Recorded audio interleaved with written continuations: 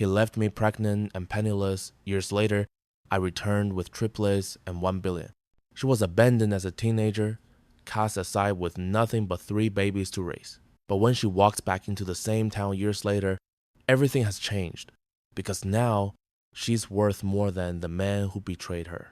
At a glittering gala, her child tugs on his sleeve and whispers, "Mommy says you're my daddy."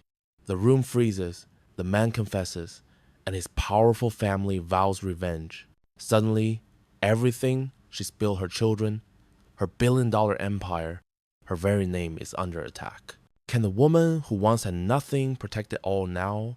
Or will history repeat itself in the cruelest way? Before we get into the story, comment below where in the world you are watching from today. Clara looked forward to their secret meetings all week. Each evening, she slipped away from her waitressing job at the diner, heart racing as she spotted James's polished car waiting around the corner, far from prying eyes. "You're late," he teased through the open window as she approached one Friday evening. Clara tucked a strand of hair behind her ear. "Mrs. Henderson ordered pie after telling me 3 times she was finished." She slid into the passenger seat, the leather cool against her bare legs. James leaned across and kissed her cheek. His cologne smelled of money and promise worlds away from the pine-scented soap her mother used at home. "Where to tonight?" she asked. "I was thinking the lake." He pulled away from the curb, his hand finding hers across the center console. Their romance unfolded in these stolen moments. Drives to the abandoned lighthouse, picnics in meadows far from town, conversations that stretched until dawn broke over the horizon. James told her about his dreams of breaking away from his family's business, starting something that was truly his. Clara shared stories of her mother's quiet wisdom, her own hopes of college someday. "You could still apply," James insisted one night as they sat on the hood of his car, staring at stars reflected in the lake. "I'd help you. My family has connections at—" "Your family doesn't even know I exist," Clara replied, the truth settling heavy between them. James fell silent, then pulled her closer. "They will, when the time is right." Weeks turned to months. Summer faded to fall, and their love deepened like the colors of the changing leaves. Lisa, Clara's coworker at the diner, cornered her in the break room one afternoon. "Everyone's talking, about you and the Harrington boy." Clara's cheeks flushed. "There's nothing to talk about. His mother sits on half the boards in this town. People like them don't marry people like us." Lisa's eyes softened. "I'm just looking out for you." "James is different," Clara insisted. "They never are, honey." Despite the warnings, Clara's heart belonged completely to James.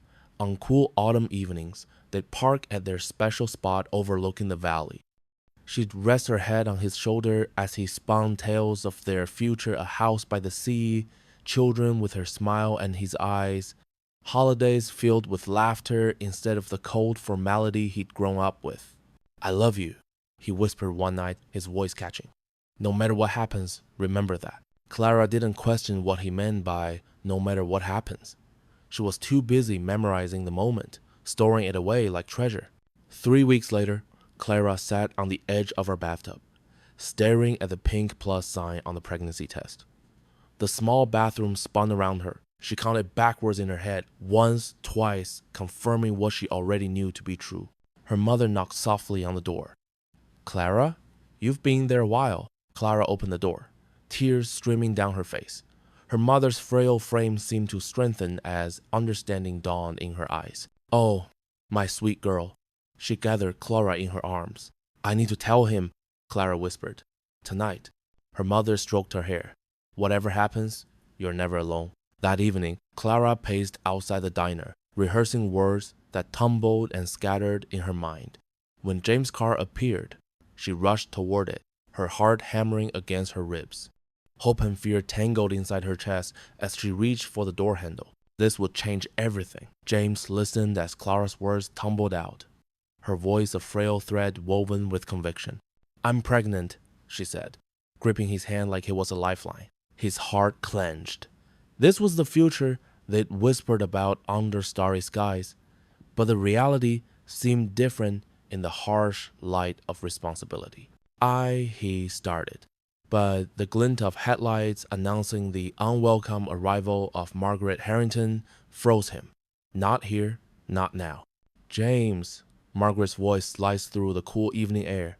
She emerged from her sleek car like a queen surveying her kingdom. Her eyes darted between the two of them, settling on Clara with a disdainful curl of her lip. "Who's this?" sent a shiver down Clara's spine. It was laden with judgment, scorn. "Mother, this is Clara," James said, stepping between them instinctively. Margaret's gaze swept over Clara dismissively. "Small-town trash," she remarked with a casual cruelty that left Clara's cheeks burning. "James, get in the car. We have no time for such foolishness." But James started. A protest caught on his tongue. "No buts about it, now." Her words were a command, precise and unyielding. James's eyes met Clara's, fear mingling with the love he had promised. I'll talk to you later," he murmured, searching for words that didn't exist. Margaret's grip tightened as she steered James toward the car, leaving Clara stranded in silence. Time slipped by, each second a reminder of the growing distance between hope and heartbreak. Days passed before James found the courage to meet Clara again. He chose their old spot beneath the oak tree where their initials were carved, a token of permanence amidst fleeting things. Clara stood there waiting, arms wrapped around herself. When he stepped out of the shadows, cold determination and a flicker of his earlier warmth warred within him. "Clara," he began, sinking into the roles of guilt and betrayal his mother molded for him. "You don't have to do this," she whispered. James's gaze dropped, searching for strength. He spoke as if rehearsing. "My family, they won't accept this. Us, they're insisting we end things." Her breath shuddered in her chest. "James, I thought you loved me." "I do." Pain clouded his eyes. "But I can't. I'm not strong enough." For a moment, silence lay heavy between them. Then James turned away, each step feeling like a betrayal of her, of himself. Tears streamed down Clara's cheeks as she watched him disappear into the night. She stood alone, clutching the promise of a future now distant, beneath the old oak where their dreams had once taken root. Clara walked through Maple Street, feeling every stare like a physical blow. Mrs. Peterson and Mrs. Wilcox huddled outside the bakery, their whispers falling silent as she approached.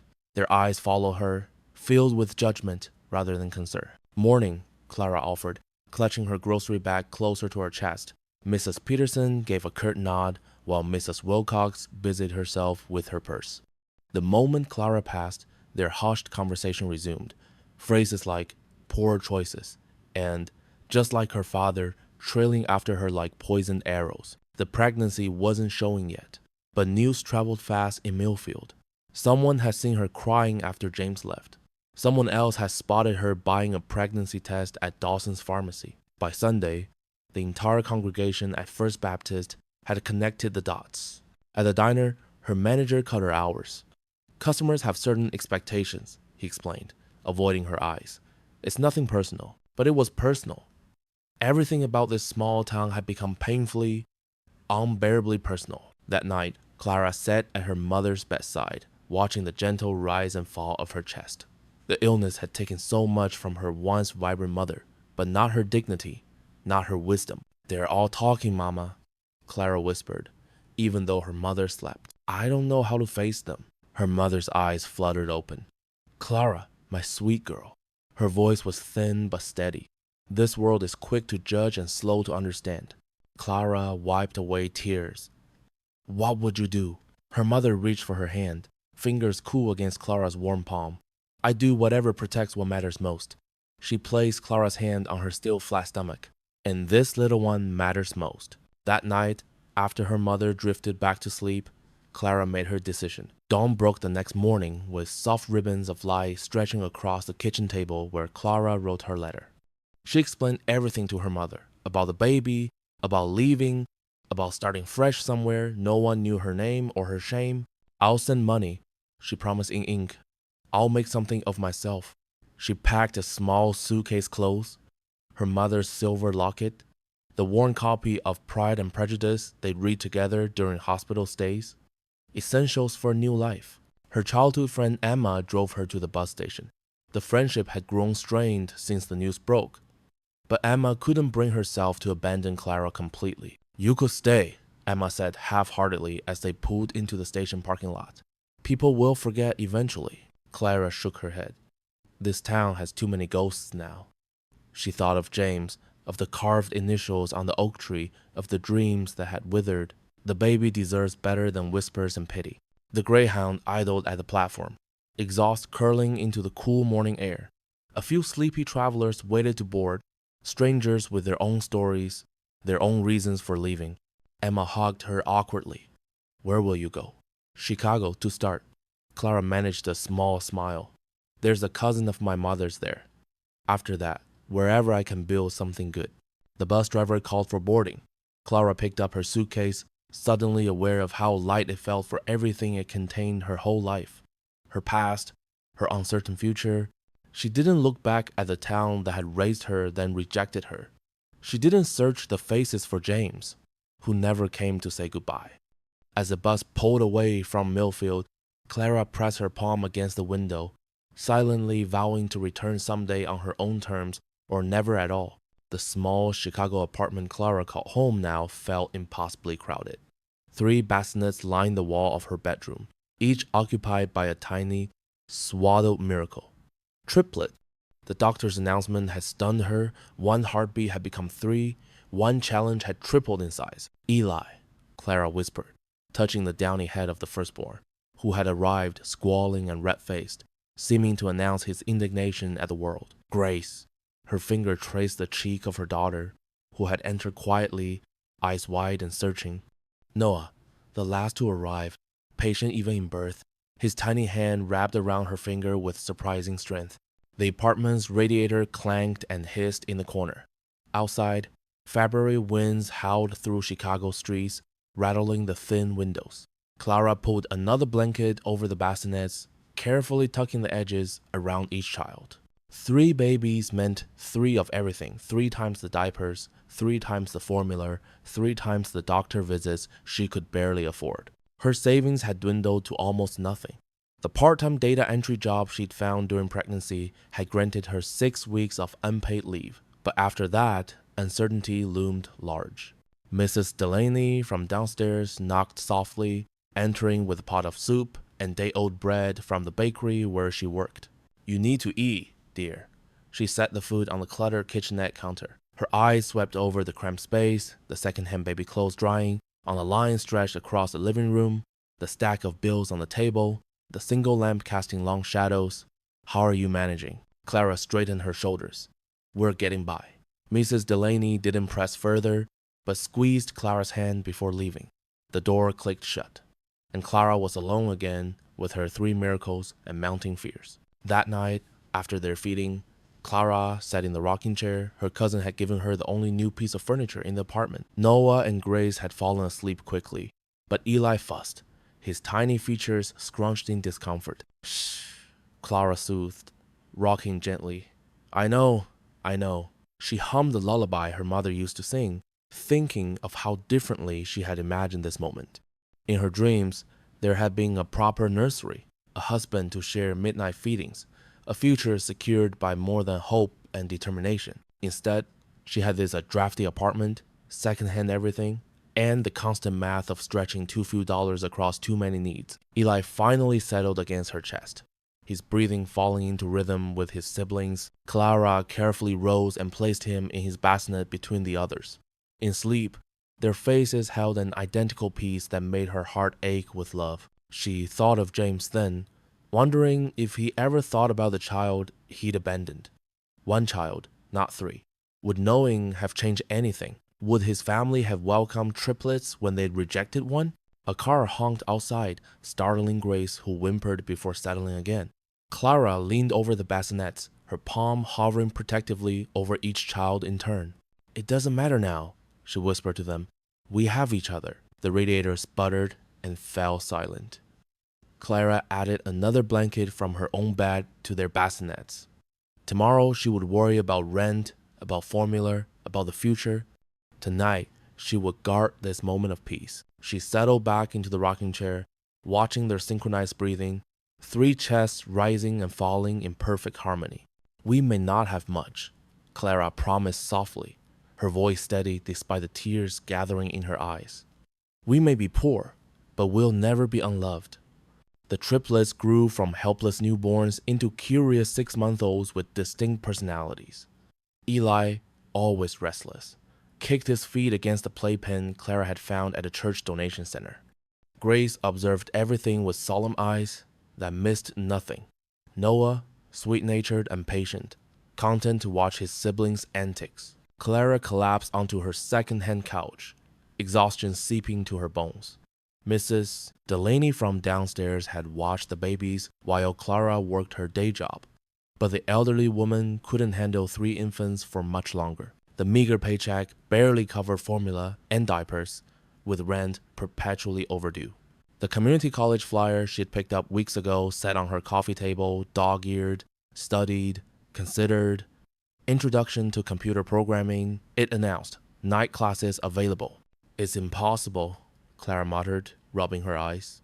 That night, after tucking the triplets into their cribs, she called her mother. I'm thinking about taking night classes, Clara confessed, voice low to avoid waking the babies. But with 3 of them, and work, and no money. Her mother's voice, thin but steady, came through the phone. When has impossible ever stopped a woman who needed to feed her children? But what if I fail? Then you'll know you tried something hard instead of settling for something easy. A pause, filled with labored breathing. Clara, remember what I taught you. Dignity comes from the trying, not just the succeeding. Clara finished, tears welling. 2 weeks later, Clara sat in a community college classroom, surrounded by students mostly younger than herself. Her neighbor 2 floors down, a grandmother with grown children, had agreed to watch the triplets 3 nights a week in exchange for Clara doing her grocery shopping and cleaning. The first few classes left Clara's head spinning. She scribbled notes frantically, practiced coding exercises during her lunch breaks, and studied after the babies fell asleep, often nodding off with her textbook still open. I'm failing, she admitted to her mother during their weekly call. Are you quitting? No, then you're not failing. By the end of the semester, Clara had created her first app, a simple tool to help parents track feeding schedules for multiple children. She'd built it out of necessity, frustrated by trying to remember who'd eaten when among 3 hungry babies. Her professor encouraged her to publish it. Parents of multiples would pay a few dollars for this, he said, impressed by her practical solution. The app earned $87 the first month, enough to pay the electric bill that had turned from white to pink to red in her drawer. The second month brought $156. By the third month, word had spread through online parenting forums, and Clara stared in disbelief at the $643 deposit. She took another class, then another. Her mind, once clouded by exhaustion and despair, now raced with possibilities. Each new concept opened doors she hadn't known existed. On a warm spring evening, a year after the triplets' birth, Clara sat cross-legged on the floor beside the mattress where all 3 children slept. Their apartment was still cramped, still in a building with temperamental plumbing and thin walls. But tonight, for the first time, all bills were paid. A small savings account had been opened, and her newest app idea, a platform connecting parents for resource sharing, had caught the attention of a small investor. Clara reached out, gently brushing dark curls from Grace's forehead. Noah's arm was flung protectively over his sister, while Eli sprawled sideways, taking up twice the space of his siblings. This is just the beginning, Clara whispered, her voice steady with newfound certainty. The light from her laptop screen illuminated her determined face as she opened it to continue working. The sleeping children at her side, her constant reminder of why she wouldn't fail. Years melted away like spring snow. The babies who had once fit in the crook of her arm became toddlers who tumbled through a modest apartment, then school children who raced through the halls of a comfortable suburban home. By the time the triplets turned 8, Clara's small app company had evolved into Triad Health Technologies, employing over 200 people and revolutionizing patient care coordination across 3 states. At 30, Clara Bennett sat at the head of a sleek conference table, her posture perfect in a tailored navy suit. Board members nodded approvingly as quarterly projections exceeded expectations yet again. Outside her floor-to-ceiling windows, Chicago's skyline glittered like a promise fulfilled. And with that, we adjourn, Clara concluded, gathering her papers. Thank you, everyone. Her assistant hovered at the door. Your children's school called. Noah won the science fair. Clara's professional mask dissolved into pure maternal pride. Of course he did. His project on renewable energy was brilliant. She checked her watch. I'll pick them up myself. Cancel my 3 o'clock. As her driver navigated through afternoon traffic, Clara gazed at the city streets. She never forgot the days when bus fare had been a luxury, when feeding 3 hungry mouths had seemed an impossible equation. Her wealth, now substantial by any measure, felt less like an achievement and more like a responsibility. At Lakeside Academy, Eli spotted her first, waving wildly from the playground. Mom, Noah got a gold medal and Grace punched Tommy Wilson. Clara raised an eyebrow at her daughter. Is this true? Grace, her most serious child, lifted her chin. He said Mia can't play basketball because her mom cleans houses for a living. Clara knelt, meeting her daughter's defiant gaze. Fighting isn't the answer, but I'm proud you stood up for your friend. She gathered all 3 close. Remember what we always say? A person's worth isn't in their wallet. They recite it in unison. That evening, after homework and dinner, Clara moved through their lakefront home, turning off lights. Unlike many of her wealthy counterparts, she employed minimal household staff, just Mrs. Hudson, who cooked and cleaned 3 days a week, and Mr. Gaines, who maintained the ground. Clara still made beds alongside her children each morning, still folded laundry while helping with spelling words. In her home office, she reviewed a stack of charity proposals before signing several substantial checks. Her foundation prioritized single parents, educational access, and medical care for the underserved bridges over the chasms she herself had once faced. The mail sat untouched on her desk. Clara sifted through it absently until her fingers froze on a thick cream envelope bearing a gold-embossed crest she would never forget. The Harrington family insignia. Her heart hammered against her ribs as she sliced it open. The Harrington Family Foundation cordially invites you to our annual charity gala benefiting children's healthcare initiatives. Clara sank into her chair, the elegant invitation trembling in her hands. Her hometown. The family that had cast her out. James, the father of her children, who had never seen their first steps, first words, first everything. For a decade, she had rebuilt her life brick by brick, far from the shadow of rejection and shame. Now the past beckoned her back. Clara traced the embossed lettering with her fingertip. The triplets would turn 10 next month, bright, compassionate, curious about the father they'd never known. Perhaps it was time for truths to be told, for old wounds to face the light. She set the invitation on her desk, hands still trembling. After all these years, the Harringtons would finally meet the woman Clara had become and the children they had never acknowledged as their own. Clara stepped from the limousine, a vision in midnight blue. The silk gown caught the evening light, transforming her into something ethereal against the backdrop of the Harrington estate. Her children followed Eli in a miniature tuxedo that couldn't contain his boundless energy. Noah adjusting his bow tie with mathematical precision, and Grace, solemn in silver, clutching her mother's hand. Is this where you grew up, Mom? Noah asked, eyes wide at the sprawling mansion. No, sweetheart. Clara smoothed his hair. I grew up on the other side of town, in a house that could fit in their garage. The grand ballroom hushed as they entered. Clara felt the weight of 100 stares recognition dawning in eyes that had once looked through her. The poor diner girl who'd vanished with her shame now stood before them, poised and powerful. Clara Bennett, the announcer called, CEO of Triad Health Technologies. She guided her children forward. Chin lifted. Conversations resumed, but with a new undercurrent. Whispers follow her like shadows. That's her, the waitress girl. Can you believe it? Left pregnant and came back a billionaire. I heard the triplets are Harringtons. At the bar, Clara ordered sparkling water, her composure never faltering. An elderly woman approached, eyes kind. Mrs. Winters. Clara smiled genuinely. You still make the best apple pie in 3 counties. And you still have your mother's smile. The woman squeezed her hand. She would be so proud of you, dear. Across the room, Margaret Harrington held court, her silver hair swept into an immaculate chignon, diamonds glittering at her throat. When her gaze locked with Clara's, the temperature seemed to drop 10 degrees. Margaret's lips curved into something that resembled a smile, but carried all the warmth of winter frost. Clara nodded politely, and turned away. She wouldn't give Margaret the satisfaction of seeing her discomfort.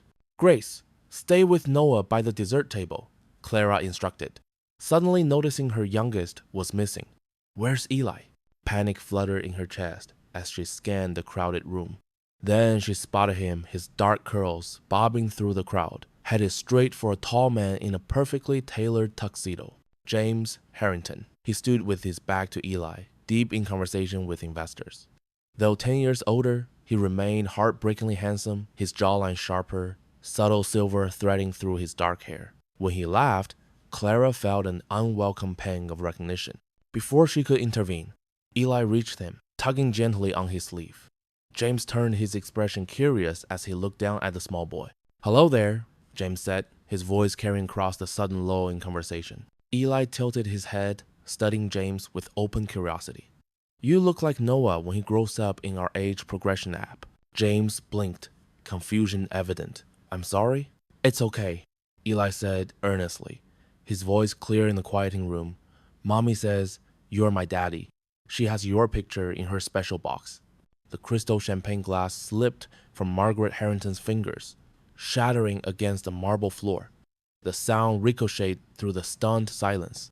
James stared at Eli, color draining from his face as his eyes darted up, finding Clara frozen halfway across the room.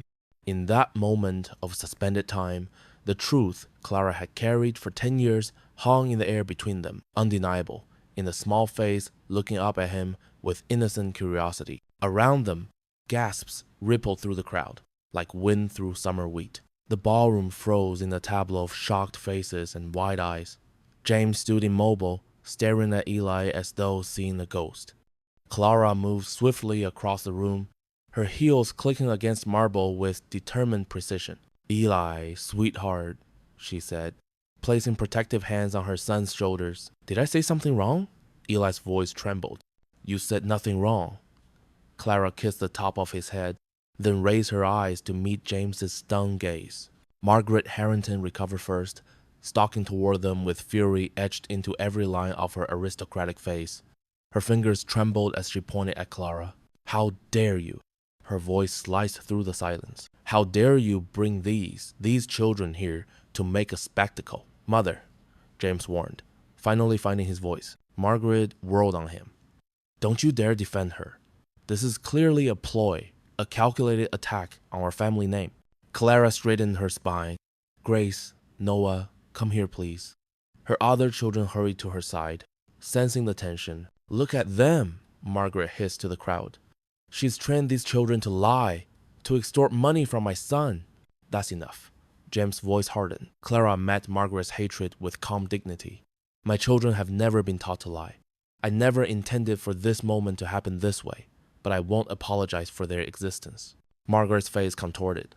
"You were nothing but a waitress, a nobody from the wrong side of town. Now you parade back with some story about triplets. They're mine." James's words fell like stones in still water. The crowd gasped anew. Margaret staggered back as if struck. "I knew about the pregnancy," James continued, his voice growing stronger. "I was too weak to stand against you then, Mother. I've regretted it every day since." "You'll regret this more," Margaret snarled, her composure shattering completely. "You think you've won something here tonight?" She turned her venom toward Clara. "You came back to flaunt your supposed success, your little tech company, your charity work. I'll destroy it all. When I'm finished, you'll wish you'd stayed away." Clara gathered her children closer. "We should go." "Running away again?" Margaret's smile was vicious. "History does repeat itself." "No," Clara replied evenly. "I'm not running. I'm choosing not to subject my children to your hatred. There's a difference." James stepped forward. "Clara, please." "Not now," she said quietly. "This isn't the time or place." She guided her children toward the exit, their small family a united front. The crowd parted, some faces showing sympathy, others judgment, but Clara kept her head high. "Mom, everyone's staring," whispered Grace. "Let them," Clara answered. "We have nothing to be ashamed of." Later that night, in their hotel suite, Clara helped her children prepare for bed. Questions tumbled from them about James, about the angry woman, about why people had looked at them so strangely. Was that really our dad? Noah asked, his analytical mind working through the implications. Yes, Clara said simply. He islanded. Why was that lady so mean? Grace wondered. Clara sat on the edge of the bed, choosing her words carefully. Some people think money and status make them better than others. They're wrong. She tucked the blankets around them, her heart aching and full at once. Eli's eyes were heavy with sleep and worry. I'm sorry I made everyone upset, he murmured. Clara touched his cheek tenderly. No matter what happens next, I am proud of you. All of you. We face the world together. Always. She kissed each forehead before turning out the light, wondering what storm Margaret Harrington would unleash tomorrow. Clara woke to the persistent buzz of her phone. Sunlight streamed through the hotel curtains as she squinted at the screen. 27 missed calls, 43 text messages, all from her executive team. Miss Thornton, have you seen the news? Her assistant's voice cracked with tension when Clara finally called back. What news? Clara slipped from the bed, careful not to wake her children still sleeping peacefully. It's everywhere. The Harrington family has released statements claiming your healthcare algorithms were stolen from their research division. The stock is dropping. Investors are panicking. Clara's legs gave way as she sank into the desk chair. That's impossible. We built everything from scratch. There's more. Her assistant paused. They've produced documents, contracts, emails suggesting you accessed proprietary information during your relationship with James Harrington. Fabricated. All of it. Clara's voice hardened as she moved to the bathroom, closing the door. Those algorithms came from my own research while working night shifts at the hospital. James never knew anything about my tech interests. The board is calling an emergency meeting. They want you back in New York immediately. After promising to return that afternoon, Clara ended the call. Her hands gripped the cold porcelain sink as she stared at her reflection. The woman looking back had survived worse. She would survive this too. When she emerged, 3 pairs of eyes watched her worriedly. Mom, is everything okay? Grace asked, always the most perceptive. Clara forced a smile. Just some work trouble. Nothing for you to worry about. Is it because of last night? Eli's small voice wavered with guilt. No, sweetie. She pulled him close. Never think that. This is grown-up business, that's all. They packed quickly. Breakfast forgotten. As Clara checked out of the hotel, the receptionist's eyes lingered a moment too long on her face. Outside, a courier approached with an envelope. Clara Thornton. Legal documents for you, ma'am. The thick package felt like lead in her hands. Back in the rental car, while the children watched a movie on their tablets, Clara flipped through pages of allegations. Intellectual property theft, corporate espionage, fraud. The Harrington family name appeared throughout their lawyers, demanding immediate cessation of her company's operations and damages in the hundreds of millions. Her phone buzzed again. This time, an unknown number. Clara Thornton? A deep voice, professionally detached. Speaking, this is Richard Donovan from Harrington Legal. I thought you might appreciate a courtesy call before things escalate further. Clara turned away from her children, lowering her voice. Mr. Donovan, these accusations are completely false, perhaps, but the Harringtons are prepared to question more than your business ethics. His tone chilled. There's talk of investigating your fitness as a parent. Single mother, demanding career, frequent travel, now allegations of corporate fraud. The court might wonder if the children wouldn't be better placed with their father's family. The world tilted beneath her. Are you threatening my children? Merely pointing out potential developments. Margaret Harrington believes her grandchildren deserve stability. Those grandchildren she's never acknowledged? Clara's whisper was fierce. She'll never get her hands on them. We'll see. Expect custody papers by week's end. Clara ended the call, her finger trembling against the screen. The children laughed at something on their movie, oblivious to how quickly their world might shatter. She glanced at their reflection in the rearview mirror, 3 innocent faces that trusted her to keep them safe. For the first time since returning to her hometown, Clara wondered if she'd made a terrible mistake. The hotel room felt like a fortress under siege. Clara paced between the window and the door, fielding endless calls from her legal team while her children watched television with unnaturally subdued expressions. Even 10-year-olds could sense when their world was tilting. Try to eat something, she urged, pushing room service plates toward them. None of them touched the food. A knock at the door froze everyone. Clara signaled for the children to stay quiet as she approached, checking the peephole. James Harrington stood in the hallway, shoulders hunched, hands shoved in his pockets. Go away, she called through the door. Please, Clara, 5 minutes. She pressed her forehead against the cool wood. I have nothing to say to you. It's about my mother, the lawsuit, the custody threats. Clara glanced back at her children. Noah had muted the TV, all three now watching her with wide eyes. She opened the door just enough to slip through, pulling it closed behind her. How did you find us? James looked terrible, his usually perfect appearance disheveled, dark circles under his eyes. I still have connections in this town. Clara, I had no idea she would go this far. Really? Clara crossed her arms. The woman who forced you to abandon me when I was pregnant is now threatening to take my children. I'm shocked. I deserve that. His voice cracked. But I'm not here to defend myself. I'm here to help you fight her. Clara laughed, a sharp, bitter sound. Help me? You couldn't even help yourself 11 years ago. You chose your inheritance over us. I was weak. James stepped closer. I've regretted it every day since, but I know things about my mother, about the family business that could help you. What things? Financial irregularities, tax schemes, the kind of evidence that would make her back off if she knew you had it. Clara studied his face, searching for deception. Why should I trust you? How do I know this isn't another trap? Because I saw them yesterday. His eyes filled with tears. Our children, my children. I didn't know triplets, Clara. They're beautiful and smart. And I missed everything. That was your choice. I know. He wiped his eyes roughly. But it doesn't have to be my choice anymore. Let me help you now. Let me protect them, protect you from her. Clara felt the weight of the past pressing down, memories of standing alone while her heart broke. I built everything without you. I can fight without you too. You can, James nodded. But should you have to? My mother has the town's most powerful law firm. She's calling in every favor, pressuring every connection. This isn't just about money for her, it's about control. The hotel door cracked open behind her. Eli peeked out, eyes moving cautiously between them. Mom? Is everything okay? Clara gently urged him back inside. Everything's fine, sweetie. I'll be right there. When the door closed, she turned back to James, her resolve hardening.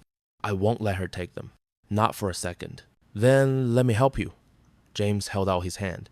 Not for me. Not even for you. For them. Clara stared at his outstretched hand, remembering the last time she'd trusted him. But the stakes were different now. This wasn't about her broken heart. It was about 3 children who deserved protection from Margaret Harrington's vindictiveness. For the children, she finally said, not taking his hand, but giving a curt nod. But understand this, I'm not forgiving you. I'm using you. The same way your mother used you against me. James dropped his hand, relief washing over his face. That's fair. When can we start? Now. They're coming for my company and my children. We don't have time to waste. Clara's hotel suite transformed into a makeshift war room by nightfall. Stacks of financial documents covered the coffee table while her laptop displayed spreadsheets of Harrington Family Foundation transactions. The children had finally fallen asleep in the adjoining room after Clara promised them a trip to the local ice cream parlor tomorrow, a small attempt at normalcy amid the chaos. There, James pointed at the screen, his finger tracing a column of numbers. Every December for the past 8 years, $2 million allocated for the children's hospital renovation, but only $800,000 actually arrived. Clara tucked a strand of hair behind her ear, leaning closer. And the rest? Diverted through 3 shell companies before landing in offshore accounts. James shuffled through papers, pulling out a document with his mother's elegant signature, all bearing mother's personal stamp of approval. She's been stealing from sick children. Clara's voice was flat with disgust. James rubbed his temples. Not just that fund. Look at these, the literacy program, the Veterans Housing Project, the Scholarship Foundation. Millions skimmed from each. Clara watched his face as realization dawned. The perfect son of privilege finally seeing the rot beneath his family's polished veneer. I knew she was controlling, he whispered. Manipulative. But this, People show you who they really are when they think no one's watching. Clara tapped her keyboard, revealing another suspicious transaction. Or when they believe they're untouchable. They worked in focused silence for another hour, piecing together a decade of financial deception. With each discovery, James grew paler, his shoulders heavier. All those charity galas, he murmured. All those speeches about the Harrington legacy of giving back. It was theater. Clara glanced at him. Did you really never suspect? I didn't want to see it. He met her eyes. Just like I didn't want to see what I was doing to you 11 years ago. The air between them thickened. Clara turned back to her laptop, trying to ignore the familiar flutter in her chest. We should compile everything from my lawyer tomorrow. Clara. James gently closed her laptop. I need to say this. Don't. She stood up, walking to the window. Outside, the small town slept peacefully, unaware of the storm brewing in its midst. James followed, standing close enough that she could smell his cologne still the same after all these years. I was a coward. I let you face everything alone. I'll spend the rest of my life trying to make that right. You can't make it right, she whispered, watching their reflections in the darkened glass. Some things broken can't be fixed.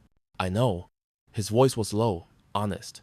But I can stand beside you now. I can be the father they deserve, the man I should have been. Clara turned, finding him closer than she expected. For a heartbeat, time seemed to fold back on itself. They were 19 again, full of dreams and promises, before everything shattered. His hand moved toward her face. Tentative, hopeful. She stepped back. We need to focus on protecting the children, she said firmly, wrapping her arms around herself. Your mother won't stop. This evidence helps, but she's dangerous, even more than I realized. James lowered his hand, nodding slowly. You're right. Children first. Always, Clara agreed, moving back to the table. Let's finish organizing these documents. As they returned to work, Clara pushed away the whisper of what might have been. The past belonged behind them. Only the future, her children's future, mattered now. James drove through town the next morning with renewed purpose. Clara's children were safe with her at the hotel, protected by security she'd hired. Now he had his own mission, one that terrified him but couldn't be delayed. His first stop, the Harrington Foundation's accounting firm. Mr. Harrington? The receptionist's eyes widened as he strode past her desk. Your mother isn't. I'm not here for my mother. He headed straight for the office of Walter Green, the foundation's longtime accountant. Walter looked up, his weathered face paling. James, this is unexpected. I know what's been happening with the foundation funds, Walter. James closed the door and sat down. I need you to make a choice right now about which side of history you want to stand on. Walter's hands trembled as he removed his glasses. Your mother would destroy me. She's going down, Walter. The only question is whether you're going down with her. 20 minutes later, James walked out with his first signed affidavit. By afternoon, he'd visited 3 more offices, the foundation's event coordinator, a board member who'd been silenced years ago, and the hospital administrator who'd questioned the missing renovation funds. Each conversation followed the same pattern: initial fear, then relief at finally unburdening their conscience. He called Clara from his car. 4 testimonies so far, he said. People have been waiting years for someone to ask. That's good, Clara sounded distracted. The children are getting restless in this hotel. We need to take them somewhere tomorrow they can't stay cooped up. I know a place, James said. The lake house. Mother never goes there. It's private, secure. Silence hung between them. I'll think about it, she finally answered. James paused at a stoplight. How are they doing? The kids? Her voice softened. They're resilient. Confused about all this, but Eli's been asking about you. Something warm bloomed in his chest. Tell him the words caught. Tell him I'm looking forward to seeing him again. I will. After they hung up, James drove to the foundation's former legal counsel, a woman who'd been mysteriously fired 3 years ago. She opened her door cautiously, then invited him in. I've been waiting for this day, she said, pouring coffee with steady hands. Your mother threatened my license, my reputation, but I kept copies of everything. By evening, James had 6 sworn statements and a box of incriminating documents. It wasn't just charity fraud, there were environmental violations, workplace harassment settlements, and evidence of bribes to local officials. The legacy his mother had protected through manipulation and cruelty was built on corruption. Clara swiped her keycard and pushed open the hotel room door, her arms loaded with takeout bags. "I've got dinner," she called, setting the food on the counter. The children rushed over, chattering about the movie they'd watched. "Mom, can we go swimming tomorrow?" Grace asked, pulling out containers. "Maybe. We might be taking a little trip instead." Clara sorted through the mail the front desk had given her. Noah tugged her sleeve. "Mom, what are those?" 3 envelopes had slipped from beneath the door while she'd been gone. Plain white, no markings. Clara's stomach tightened. She opened the first one, keeping her expression neutral as the children watched. Inside was a photograph of her 3 children playing in the hotel courtyard earlier that day. A red X had been drawn across the image. The second envelope contained a newspaper clipping about a CEO who lost everything in a fraud case. The third held a single note in elegant handwriting. "Mothers who truly love their children know when to surrender." Clara crumpled the papers in her fist, her heart pounding. Margaret had found them, and she was just getting started. Clara stared at the crumpled threads in her hand. Something snapped inside her, not from fear, but determination. She'd spent too many years running and hiding. No more. "Finish your dinner, sweethearts," she told the children, keeping her voice steady. "I need to make a call." In the bathroom, door closed. She dialed James. "I'm accepting your offer. The lake house will go tomorrow. But first, I'm doing something that might seem crazy." "What are you thinking?" James asked. "I'm going public. All of it, your mother's threats, the custody battle, everything. If Margaret wants war, she'll get one fought in the light." The next morning, Clara stood on the steps of the town hall, her 3 children beside her, James a respectful distance away. Local reporters gathered, curiosity piqued by her hastily called press conference. "My name is Clara Wilson. 10 years ago, I left this town pregnant and penniless." Her voice started soft but grew stronger with each word. "Today, I'm a mother of 3 amazing children and the founder of Meddling Solutions." Camera shutters clicked rapidly. "I returned hoping to make peace with the past. Instead, my children and I have become targets of intimidation." She held up the threatening notes in a clear plastic bag. "These were slipped under our hotel room door yesterday." Murmurs rippled through the crowd. "I'm not sharing this for sympathy. I'm sharing it because secrets have power only in darkness." She placed protective hands on her children's shoulders. "The Harrington Foundation has accused my company of fraud, a desperate attempt to distract from their own financial irregularities, which are now being investigated." James stepped forward. "I can confirm that evidence of misappropriated funds within the Harrington Foundation has been turned over to authorities." His voice wavered but held firm. "As a Harrington, I'm ashamed of how Clara and our children have been treated. I stand with them completely." Local residents began gathering, drawn by the commotion. Clara recognized faces from her past, people who'd once whispered behind her back. Now they watched with different eyes. "My mother taught me that when people try to shame you, the answer isn't to hide, it's to shine brighter." Clara continued. "I built my company to help patients access affordable care. That mission continues, regardless of these attacks." Eli, her bravest child, suddenly spoke into the microphone. "My mom is the best mom. She reads to us every night and helps people who are sick." Something powerful shifted in that moment. The crowd's expressions softened. Several people nodded. An elderly woman in the back called out, "We're with you, Clara." By afternoon, social media buzzed with support. Local businesses posted signs, Medilink, Hometown Pride. The hashtag Clara Strong trended regionally. The town that once shunned her was rallying behind her comeback story. In her mansion across town, Margaret Harrington hurled her crystal tumbler at the television screen. "Sentimental fools," she hissed at the image of Clara surrounded by supportive townspeople, playing the brave single mother card. She paced the oriental carpet, phone pressed to her ear. "I don't care what it takes. Find something, anything we can use against her." She paused, listening. "No, that's not enough. We need more." The news cut to James standing shoulder to shoulder with Clara, his face resolute. "My own son," Margaret whispered, her voice venomous. "Betraying everything I built." She switched off the television and walked to the window, staring out at the manicured gardens that had once given her such pride. Her reflection stared back, elegant, powerful, and suddenly desperate.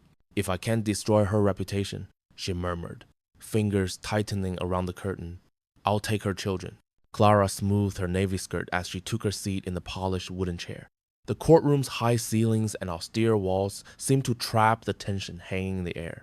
Her lawyer, Miss Bennet, arranged documents with practiced precision while across the aisle, Margaret Harrington sat like royalty on a throne, not a hair out of place. James slipped into the bench behind Clara.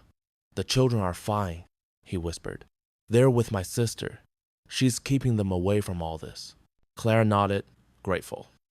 The triplets had endured enough already. Judge Watkins entered, his robes billowing slightly as he took his seat.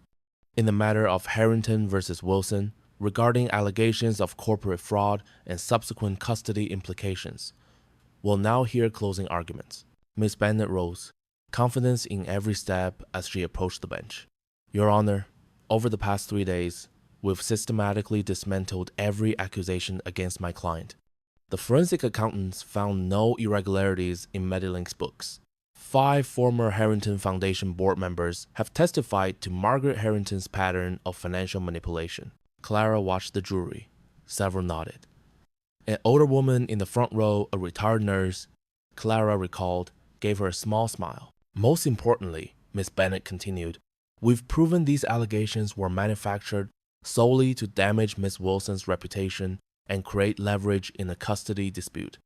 The children's teachers have testified to Clara's exceptional parenting. The children themselves, in your private interview, expressed their desire to remain with their mother." Clara's heart swelled. Her children's love was her true fortune. The evidence clearly shows this case should be dismissed, the custody challenge withdrawn, and the Harrington Foundation investigated for their documented misappropriation of charitable funds. A ripple of whispers passed through the courtroom. Clara felt a flutter of hope. Victory seemed within reach. For the first time in weeks, she allowed herself to imagine walking out of here vindicated, children's hands in hers, free from Margaret's shadow. Margaret's lawyer approached the bench, his expensive suit crisp and intimidating. "Your Honor, we have new evidence that could not be introduced earlier due to the time required for authentication." Judge Watkins frowned. "Mr. Pearson, this is highly irregular. I understand, Your Honor, but when you see these documents, you'll appreciate why they change everything." Margaret's thin smile sent ice through Clara's veins. Mr. Pearson handed a thick folder to the bailiff. "These are investment agreements between Medelink's earliest investor, Samuel Thornton, and Miss Wilson. Mr. Thornton, now deceased, was in the early stages of dementia when these documents were signed." Clara gripped the table edge. "That's not true," she whispered to Miss Bennet. "Sam was my mentor, not a victim." The judge studied the papers, his expression darkening. "These suggest Mr. Thornton's $2 million investment was obtained through deception, with Miss Wilson allegedly altering terms after his signature was obtained." "Absolutely false," Miss Bennet interjected. "These must be forgeries. We have forensic analysis confirming authenticity." Mr. Pearson countered smoothly. Clara felt the room tilting. Sam had believed in her when no one else would. He'd watched the triplets while she took night classes. This twisted his memory into something ugly. "Your Honor," Margaret's lawyer continued, "if Miss Wilson built her fortune on exploitation of a vulnerable elderly man, it speaks directly to her character and fitness as a parent." Judge Watkins removed his glasses, rubbing the bridge of his nose. "In light of this new evidence, I'm ordering a full investigation into these documents and postponing my ruling." Clara's momentary victory crumbled. Across the aisle, Margaret's lips curved into a triumphant smile. "Court is adjourned for 2 weeks," the judge announced. As people rose around her, Clara remained seated, suddenly feeling as powerless as she had 10 years ago, watching James walk away. Clara woke to sunshine streaming through hotel curtains. For one blessed moment, she forgot yesterday's courtroom disaster. Then reality crashed down. She watched her children at breakfast. memorizing every detail, Eli's careful way of cutting his pancakes into perfect triangles, Grace's habit of twirling her fork between sentences, Noah's concentration as he arranged blueberries in patterns. They chatted about visiting the town playground later, blissfully unaware of the storm gathering around them. "Can we see where you went to school, Mom?" Grace asked, maple syrup dotting her chin. "I'd like that." Clara smiled, reaching across to wipe Grace's face with a napkin. "Maybe tomorrow." A sharp knock interrupted them. Clara frowned. They weren't expecting anyone. "I'll get it." She squeezed Noah's shoulder as she passed. Two strangers stood in the hallway, a woman in a charcoal pantsuit and the uniformed officer. The woman held out identification. "Clara Wilson? I'm Rebecca Morales from Child Protective Services. This is Officer Davis." Eyes formed in Clara's stomach. "What's this about?" "We have an emergency removal order for Eli, Grace, and Noah Wilson." Miss Morales extended the document, signed by Judge Reynolds this morning. Clara's fingers trembled as she took the paper. "This is impossible. We were just in court yesterday." Judge Watkins postponed his ruling. "This came through a different channel. It cites imminent emotional danger due to your involvement in criminal financial fraud and unstable living arrangements." "Criminal? There are no charges against me. We're only in the hotel because Clara stopped seeing the trap Margaret had laid. By forcing them from their home into temporary accommodations, she'd created another weapon. Margaret Harrington did this." Clara's voice hardened. "She's manipulating the system." Miss Morales' expression softened slightly. "I can't speak to that. I'm just here to execute the order." "Mom?" Eli appeared behind her. "Who's at the door?" Clara turned, trying to compose her face. "Go back to breakfast, sweetheart." But Eli's appearance had alerted Grace and Noah, who joined their brother. Three identical faces peered around Clara's leg. "Mrs. Wilson," Miss Morales said quietly, "please don't make this harder than it needs to be. These are my children." Clara stepped backward, pushing the triplets behind her. "You can't just take them. Call my lawyer, call James Harrington. He'll tell you they belong with me." Officer Davis stepped forward. "Ma'am, we have legal orders." "Where will you take them?" Clara's voice cracked. "They'll be placed in temporary foster care pending the hearing." "Foster care?" The words knocked the air from Clara's lungs. "No, no, please. They've never been apart from me, not one night." The triplets, sensing danger, pressed against her. "Mom?" Grace whispered, tears welling. "What's happening?" Clara knelt, gathering all three in her arms. "It's a mistake, babies. It'll be fixed very soon." Miss Morales signaled to the officer. "Children, we need you to come with us for a little while." "No," Noah cried, burying his face in Clara's neck. "You can each take one small bag," Miss Morales continued. "Just a few things." Clara clutched them tighter. "Please don't do this. They need me." Officer Davis gently but firmly began separating them. Eli screamed. Grace sobbed. Noah went silent with shock. "You're scaring them," Clara cried, desperately holding on as Officer Davis pried Noah from her arms. Miss Morales led Grace and Eli toward the door. "We'll make this as comfortable as possible." Clara lunged forward, grabbing Eli's hand. "Please don't take them. Please." The officer stepped between them.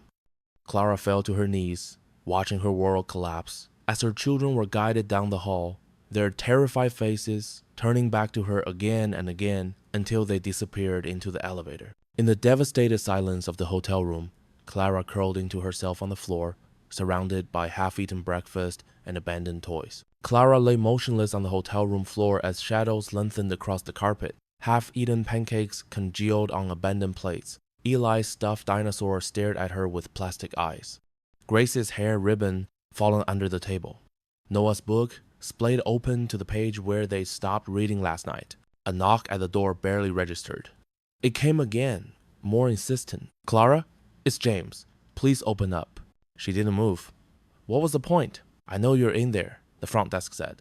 His voice broke. "Please, let me help." "Help? Like he'd helped 11 years ago?" Clara's laugh sounded more like a sob. The lock clicked. He must have gotten the key from management. James stood in the doorway, his expensive suit rumpled, face haggard. When he saw her on the floor, he rushed forward, dropping to his knees beside her. "My God, Clara." His hands hovered over her, afraid to touch. "They told me what happened. They took my babies." Her voice emerged hollow, dried out. Margaret won. James shook his head. This isn't over. Not even close. Really? Clara pushed herself up, hair falling across her tear-stained face. Your mother owns this town. She owns the judges, the social workers. But she doesn't own the truth. James reached for her hand. Clara jerked away. Truth? She gestured at the empty room. Does this look like truth matters? She fabricated evidence against my company. She claimed I'm an unfit mother, and they believed her. James sat back on his heels. I let you down once before. I won't do it again. You already have. Clara's voice trembled. My children are sleeping in strange beds tonight, terrified and confused, because I trusted you trusted that coming back here wouldn't destroy everything I built. He flinched but didn't look away. You're right. This is my fault. I should have stood up to her years ago. It's too late for that. No. James reached for a chair, pulled himself up. It's not too late. We found proof of her embezzlement. I have 3 more whistleblowers ready to testify about the charity fraud. Clara wrapped her arms around herself. And what good is that when my children are gone?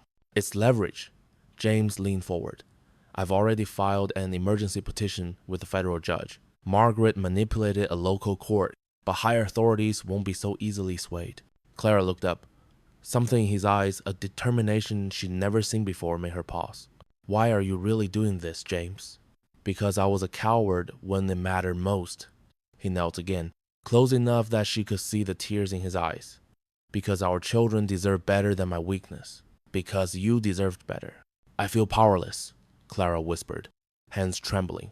I've built an empire, but I couldn't protect them when it mattered. You are not powerless. James reached out again, and this time, Clara didn't pull away when he took her hand. And you're not alone. Not anymore. Clara stared at their joined hands, remembering the last time he'd held her, promising forever beneath an oak tree. 11 years and a lifetime ago. I'll never abandon you or our children again, James said. I swear it.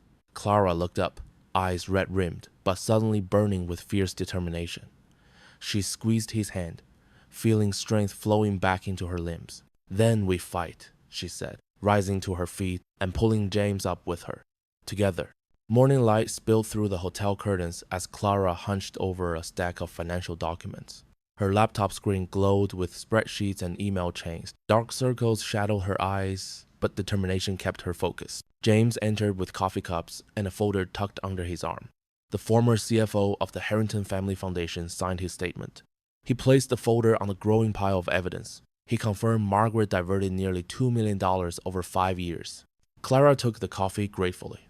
That makes 3 whistleblowers. 4. James sat beside her. My father's old secretary called this morning. She kept copies of everything. Your father's secretary?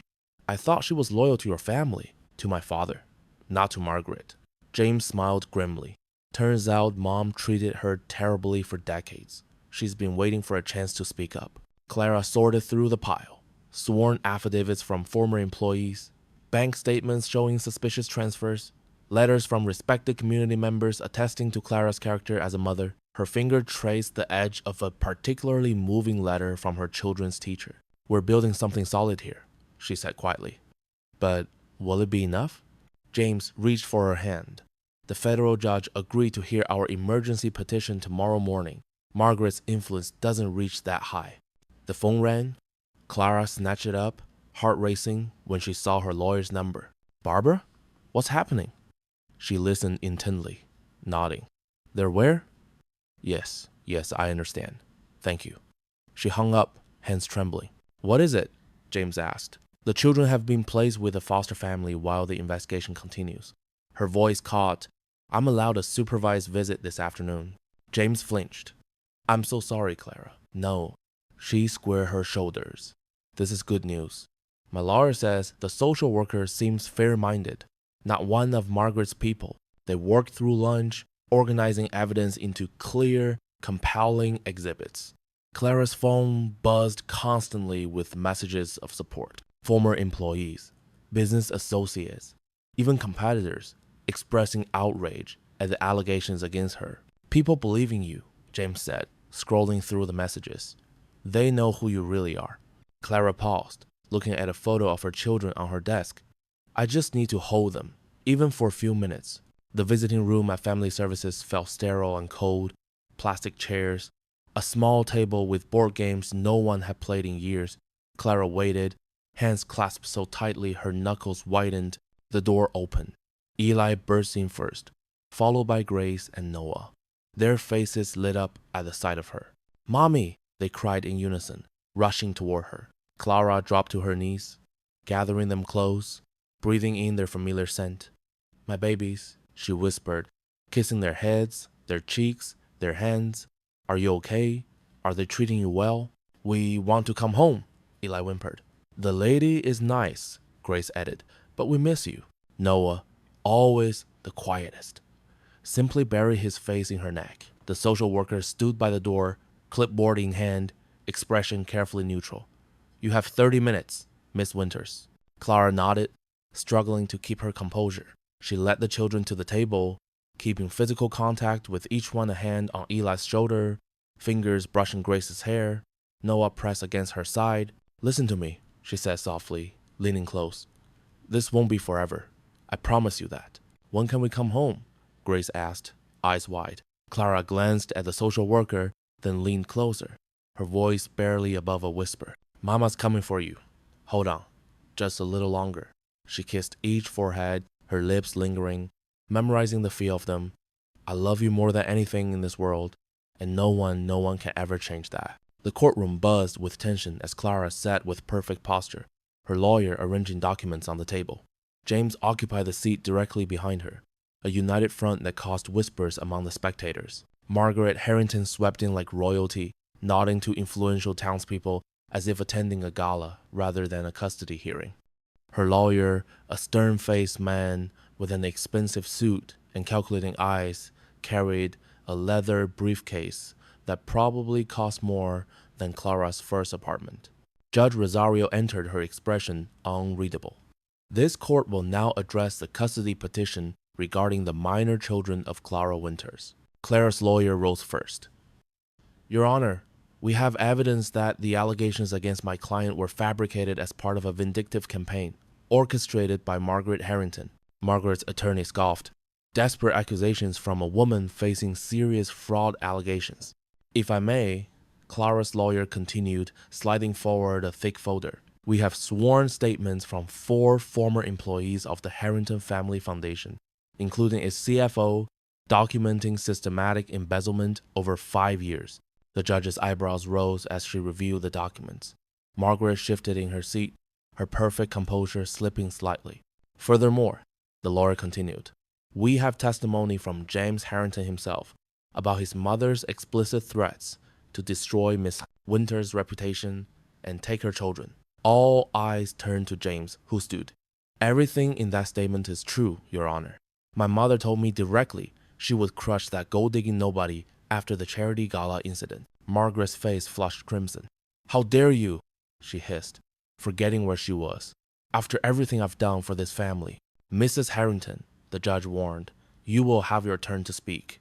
The courtroom door opened, and a distinguished older man entered, followed by 2 federal agents. Clara recognized him instantly, Director Williams from the Financial Crimes Division. Your Honor, he said, approaching the bench. I apologize for the interruption, but we've been investigating the Harrington Family Foundation for tax fraud. These proceedings are directly relevant to our case. Margaret's lawyer jumped to his feet. This is outrageous. We've had no notice. Perhaps, Director Williams continued calmly, because the notification was sent to the foundation's legal department, which Mrs. Harrington apparently instructed to bury it. He handed the judge another folder. These warrants were issued last week. The color drained from Margaret's face as she whispered urgently to her lawyer. Judge Rosario reviewed the documents, her expression darkening. When she looked up, her gaze locked on Margaret with cold precision. In light of this evidence, I am immediately dismissing all allegations against Clara Winters. Custody of her children is to be restored at once. She turned to the federal agents. You may proceed with your investigation. Clara pressed a hand to her mouth, tears streaming down her face as James squeezed her shoulder. Furthermore, the judge continued, this court finds clear evidence of malicious prosecution and witness intimidation. She leaned forward, staring directly at Margaret. Mrs. Harrington, you will remain in this jurisdiction while these serious allegations are investigated. Your assets may be frozen pending the outcome. Margaret stood shakily. You can't do this to me. Do you know who I am? I know exactly who you are, Judge Rosario replied coldly. And it appears the facade is finally crumbling. She banged her gavel. This hearing is adjourned. Mrs. Harrington, I suggest you find criminal defense counsel immediately. As the federal agents approached Margaret, Clara watched the woman who had terrorized her for so long finally face consequences. The mask of power and privilege had cracked completely, revealing the desperate, angry woman beneath. Judge Rosario shuffled through several more files, her reading glasses perched on the edge of her nose. The courtroom held its breath. Clara's fingers trembled as she clasped her hands in her lap, feeling James's reassuring presence behind her. Based on the evidence before this court, Judge Rosario began, looking up and addressing the room. I find no basis whatsoever for the allegations of financial fraud against Ms. Winters or her company. She removed her glasses. The independent audit confirms all business practices have been conducted with proper oversight and transparency. Ms. Winters' health technology business was built through legitimate innovation, hard work, and ethical practices. A soft murmur rippled through the courtroom. Clara exhaled slowly, years of tension melting from her shoulders. Furthermore, the judge continued, I find the accusations brought against Miss Winters were not only baseless but malicious in nature, designed specifically to damage her reputation and interfere with her parental rights. Someone in the back of the courtroom began to clap. The sound spread like wildfire until applause thundered through the space. Clara's lawyer squeezed her arm, whispering, We did it. Judge Rosario banged her gavel. Order, please. The room quieted, but the atmosphere remained electric with emotion. Miss Winters, the judge addressed her directly. This court offers a sincere apology for the ordeal you've endured. Your business reputation is formally cleared of all allegations, and we recognize the considerable damage these false claims have caused. Clara nodded, unable to speak through the tightness in her throat.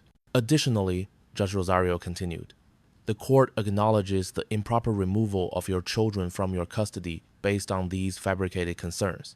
However, Clara's heart faltered at that single word. Due to procedural requirements, we cannot immediately return the children today.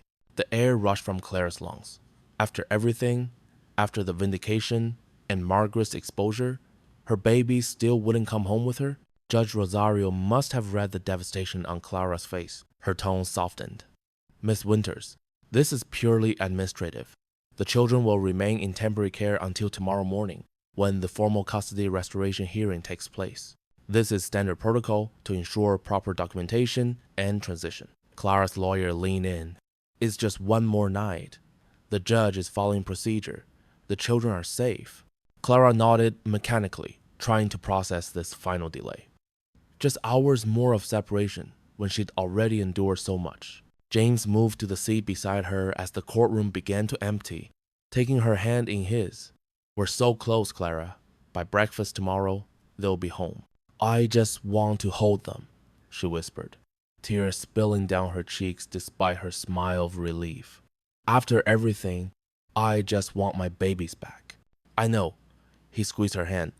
What if we call them right now? Let them hear the good news from you. Clara wiped her tears, nodding. They need to know it's over. As they walked out of the courtroom, townsfolk approached Clara with hugs and congratulations. Her former high school teacher, the diner owner who'd given her first job, even the pastor's wife who had once whispered behind her back, they all came forward with kind words and support. Clara accepted their kindness with grace, but her thoughts remained fixed on three little faces she wouldn't see until morning. The victory felt incomplete, her heart still divided between relief and longing. Outside, autumn leaves swirled in the late afternoon light.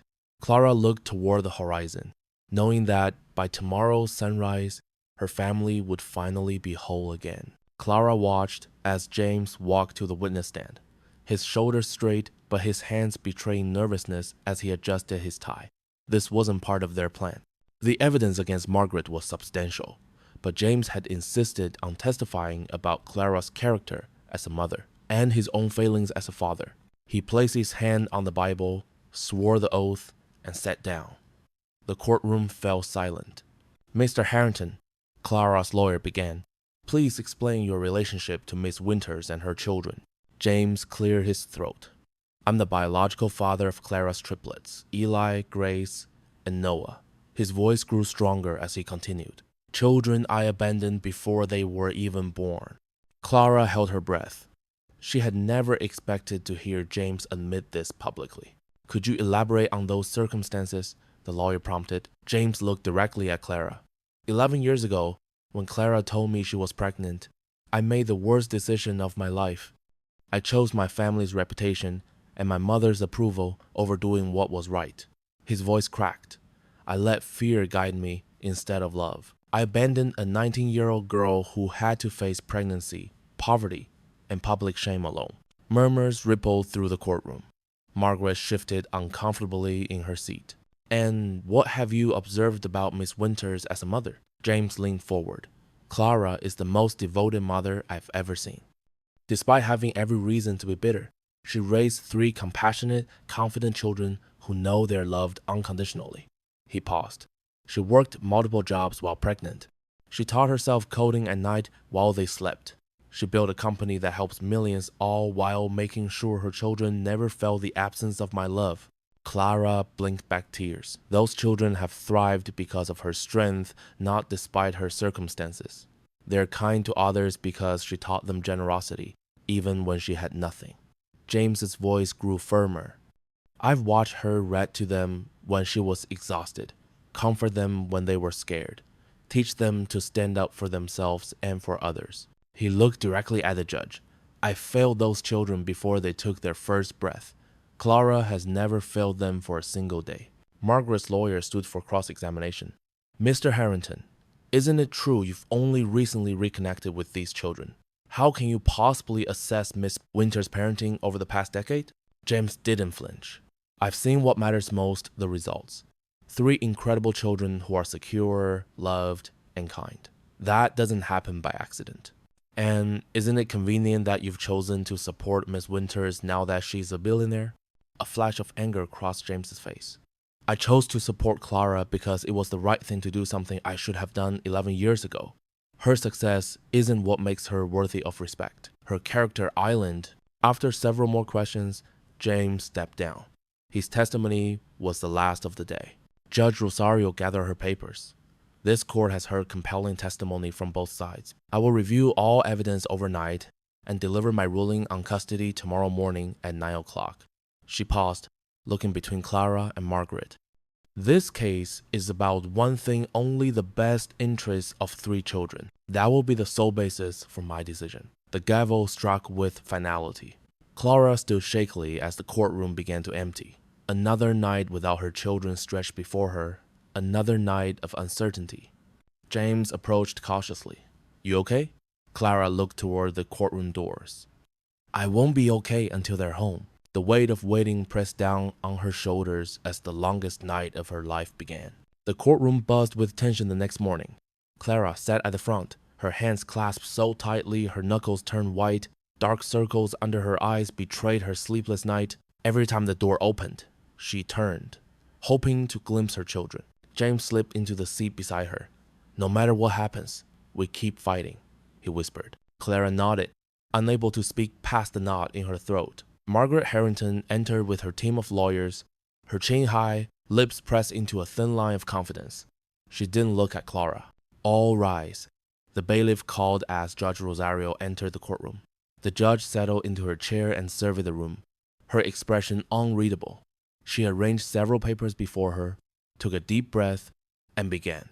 "In the matter of custody regarding Eli, Grace, and Noah Winters, I have carefully reviewed all evidence and testimony presented." Her voice was measured, deliberate. Family court cases are never simple, particularly when powerful interests become involved. Clara's heart hammered in her chest. This court has witnessed attempts to use wealth and influence to manipulate not only public opinion, but the judicial process itself. Judge Rosario's gaze fell directly on Margaret. The temporary removal of these children was granted based on evidence that I now find was deliberately misleading. A small gasp escaped Clara's lips. Miss Winters has demonstrated extraordinary resilience, commitment, and love as a single mother. She built a life for her children from nothing, ensuring they received not only material necessities, but emotional stability and moral guidance. The judge's voice grew stronger. The testimony of teachers, neighbors, and even Mr. Harrington himself paints a picture of an exceptional mother who has placed her children's well-being above all else. Margaret shifted in her seat, her face flushing red. By contrast, Mrs. Margaret Harrington's actions demonstrate a disturbing pattern of manipulation and disregard for these children's emotional welfare. Judge Rosario's tone hardened. Using children as pawns in a vendetta against their mother is unconscionable. She shuffled her papers. Therefore, I am immediately restoring full custody to Clara Winters and ordering an investigation into the potentially illegal tactics used to separate her from her children in the first place. The courtroom erupted. Clara covered her mouth, tears streaming down her face. Additionally, the judge continued over the noise. I am issuing a restraining order preventing Margaret Harrington from approaching Miss Winters or her children pending that investigation. The judge struck her gavel. Bailiff, please bring in the children. The side door opened. Eli, Grace, and Noah appeared, flanked by court officers. They looked around uncertainly until they spotted Clara. "Mommy!" they cried in unison, breaking free and racing toward her. Clara fell to her knees, arms outstretched. They crashed into her embrace with such force she nearly toppled backward. She clutched them against her chest, breathing in their familiar scents, feeling their small bodies trembling against hers. "I missed you so much," Grace sobbed into her shoulder. "I knew you'd come get us," Eli whispered. Noah just clung to her, his tears soaking her blouse. Clara rocked them gently, her own tears flowing freely. "I'm here now. I'm here. I'll always come for you." Over their heads, she saw Margaret stalking from the courtroom, defeated at last. James stood nearby, wiping his own eyes as he watched the reunion. But none of that mattered now. Clara closed her eyes, holding her world in her arms again. In this moment, with her children safe against her heart, she was truly the richest woman alive. The courthouse steps bustled with reporters as Clara emerged into the sunlight, her children clinging to her sides. Camera flashes popped like lightning, but she barely noticed them. The weight of her children's hands in hers was all she could feel. Behind them, a commotion drew curious onlookers. Two stern-faced federal agents flanked Margaret Harrington, whose aristocratic features had collapsed into stunned disbelief. One agent held a document before her while the other spoke in measured tones. "Mrs. Harrington, these financial records indicate systematic fraud across multiple charitable foundations. We need you to come with us for questioning." Margaret's voice carried across the courthouse steps. "This is absurd. Do you know who I am?" The female agent didn't blink. "Yes, ma'am. That's precisely why we're here." James stood frozen, watching his mother being escorted to a waiting government vehicle. For a moment, pity flickered across his face, not for the powerful woman she pretended to be, but for the hollow person she truly was. Then he turned toward Clara and the children, and everything else faded away. The sight struck him with physical force. Clara stood tall in the sunlight, her arm protectively around Eli's shoulders, while Grace and Noah pressed against her sides. Her face glowed with quiet triumph, not over Margaret's downfall, but simply in having her children back. The family he should have fought for 10 years ago. The family he'd abandoned. "Will they take Grandma to jail?" Noah asked, his eyes wide as he watched the car pull away. Clara smoothed his hair. "I don't know, sweetheart, but what matters is that we're together again." James approached hesitantly, feeling like an intruder on their sacred circle. Clara looked up, her eyes meeting his across the divide of years and choices. "Thank you," she said simply. He shook his head. "I only did what I should have done a decade ago." A reporter thrust a microphone toward Clara. "Miss Winters, how does it feel to win against the Harringtons?" Clara gathered her children closer. This wasn't about winning. It was about truth and family. She looked at James again, something unspoken passing between them. We're going home now. Hours later, Clara's rented house glowed with warmth as she baked cookies with the children. Laughter filled the kitchen, perhaps too loud, perhaps a bit desperate, as if they were all afraid silence might somehow separate them again. They didn't hear the doorbell the first time. When James stood on the threshold with 3 small gift bags, Clara invited him in with only slight hesitation. The children crowded around, curious about the man they now knew was their father. "I brought something for each of you," James said, kneeling to their level.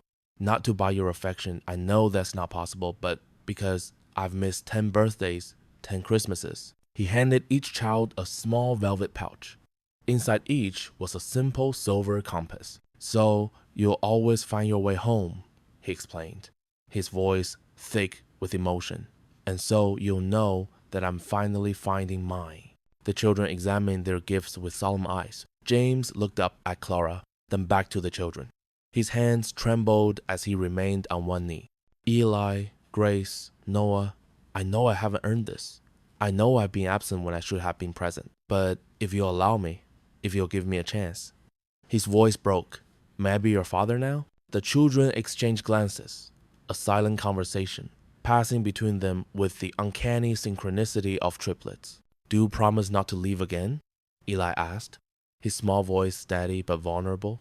James swallowed hard.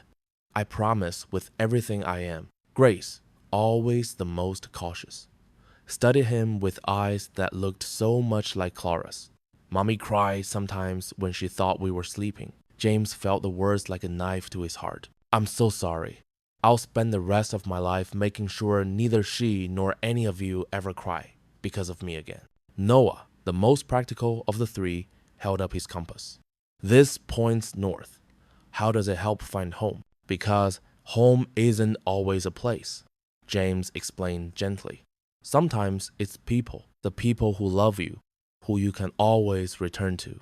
His eyes lifted to Clara, who stood watching with arms crossed protectively over her chest. "People who forgive you even when you don't deserve it." After a moment of consideration, Eli stepped forward first, wrapping his arms around James's neck. Grace joined next, and finally Noah. James closed his eyes, overwhelmed by the feeling of holding his children for the first time. The triplets eventually wandered back to the kitchen, arguing good-naturedly about who would get the biggest cookie. James rose slowly to his feet, his eyes never leaving Clara's face. "I know I have no right," he began, his voice barely above a whisper. "You don't," Clara agreed, but there was no bitterness in her tone anymore. James took a tentative step toward her. "When I saw you walking to that gala, it wasn't your success or your beauty that hit me hardest. It was seeing the girl I abandoned had become this incredible woman without me, despite me." Clara's expression softened slightly. "I didn't do it to prove anything to you." "I know." James dared another step closer. "You did it because that's who you are. Strong, determined. Everything I wasn't brave enough to be." He reached for her hand, stopping just short of touching her. "Clara, I love you." I never stopped. "But I know love without courage is worthless." She looked down at his outstretched hand. "And now?" "Now I'm asking for what I don't deserve your forgiveness. A chance to build the life we once dreamed about." His voice cracked. "To wake up every morning proving I'm worthy of this family." Clara remained silent, studying his face. The kitchen timer dinged, and the children called out excitedly about the cookies being ready. "They need you," James said. "Go to them. Think about what I've said." You'll stay," Clara said quietly, surprising them both. "You'll stay and help with the cookies, and tomorrow, and the day after." She finally took his hand, her touch sending warmth through his entire body. "I forgave you a long time ago, James. Holding on to anger would only have poisoned me. But trust, that's different. I understand." Clara shook her head. "No, you don't. Because I'm going to trust you again. Not blindly, not completely, not yet, but enough to begin." James blinked back tears. "That's more than I hoped for." Clara smiled, a genuine smile that reached her eyes. "I believe in second chances. They're the foundation of everything good in my life." Later that evening, as the sun dipped low in the sky, the 5 of them stood together on the porch steps. Noah and Grace each held one of Clara's hands. James carried Eli on his shoulders, the boy's small hands resting on his father's head. Ready? Clara asked, looking at each of them. Together, they walked through the doorway, no longer fragments of what might have been, but the beginning of what could be, a family stepping into their home for the very first time. Spring sunlight dappled through fresh green leaves as Clara stood in the town square watching her children plant a sapling oak. Months had passed since the courthouse triumph, and healing had come in gentle waves. The old town no longer held ghosts for her, just memories both bitter and sweet. Careful with the roots, James guided, kneeling beside Noah. They need room to grow strong. Like us? Grace asked, patting soil around the slender trunk. Clara smiled. Exactly like us. The children worked earnestly, their faces serious with concentration. Clara marveled at their resilience, how they'd weathered chaos and emerged with hearts still open and trusting. Eli had James's laugh. Grace had his thoughtful gaze. Noah had his determined chin. Yet all three carried Clara's spirit unbroken, unbowed. A decade ago, she'd boarded that Greyhound bus with nothing but a suitcase and a baby growing inside her. Now she stood on the same soil, watching her children plant roots of their own. She remembered those early days after the triplets were born, the cramped apartment with its leaky faucet, the nights typing code with babies sleeping beside her, the constant fear of failure. She'd gone from cleaning offices to owning skyscrapers, from borrowing bus fare to philanthropy, but money had never been the real treasure. You're quiet, James said, coming to stand beside her while the children decorated their tree with colorful ribbons. Just thinking about the journey. Clara leaned slightly against him, still getting used to the comfort of his presence. How different things might have been. With regret, she shook her head. No, I think we needed to become who we are now before we could be together properly. The town square bustled around them. Some people still whispered when they passed, but most offered smiles and nods. Margaret had pleaded guilty to financial crimes and was serving her sentence far away. The Harrington estate had been converted to a community center, James' idea for atonement. Look, Mommy, Eli called. We made it pretty. Clara approached the sapling, now festooned with ribbons bearing handwritten wishes. She knelt beside it, feeling the cool earth beneath her knees. This tree will grow for 100 years, she told her children. Long after we're gone, it will still be here, giving shade to others. Like your company helps sick people? Noah asked. Like that, Clara agreed. But even more like the love we share. Grace leaned against her mother's shoulder. I wrote on my ribbon that I'm thankful for our family being whole. Clara kissed her daughter's forehead, fighting back tears. In the distance, church bells chimed, reminding her of her mother's steadfast faith. How Clara had clung to that faith during her darkest hours, when dignity was all she had left. Thank you, she whispered, eyes closed. A prayer of gratitude to God, for strength she hadn't known she possessed, for children who'd given her reason to rise each morning, for forgiveness she'd found the courage to offer. The five of them stood back to admire their tree. James slipped his arm around Clara's waist. The children linked hands, forming a circle of connection that had once seemed impossible. What are you thinking now? James asked softly. Clara watched the sunlight filtering through the sapling's reaching branches, casting dappled shadows on her children's upturned faces. She thought of the girl who left this town broken and penniless, and the woman who returned whole. I'm thinking we were never truly poor, Clara whispered, her eyes following the young branches stretching skyward with promise. Because love is the greatest wealth of all. If you enjoy the story of Clara Evans, I handpicked this next story that you will enjoy. Please don't miss this one. Click here to watch it.